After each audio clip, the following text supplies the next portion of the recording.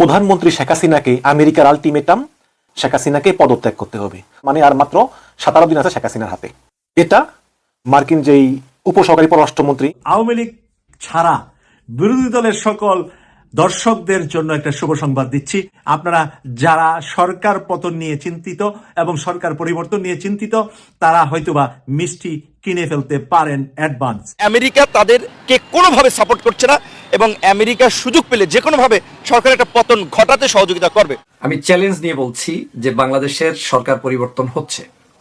এই সরকার কোনো অবস্থায় আর দীর্ঘমেয়াদী ক্ষমতায় থাকবে না। সঠিকভাবে আমি বিশ্বাস করছি সরকার আর থাকবে না। তাহলে লাশ হয়ে ফিরবো। প্রয়োজনে আমার সাথী যারা আছেন, আমাকে যারা চিনেন, আমার কবরে রাজপথে হবে।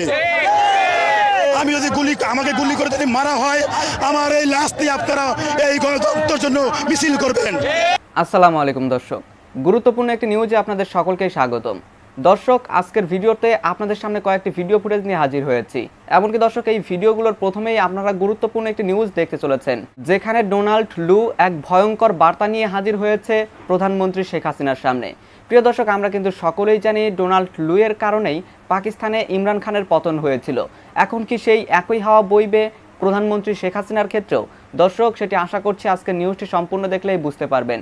এমনকি দর্শক, এরই সাথে সাথে আপনারা আরও একটি ভয়ঙ্কর নিউজ জানতে চলেছেন, যেখানে বলা হয়েছে এক মহা বিপর্যয়ের মুখে আওয়ামী লীগ সরকার। প্রিয় দর্শক, কেন মহা বিপর্যয়ের মুখে?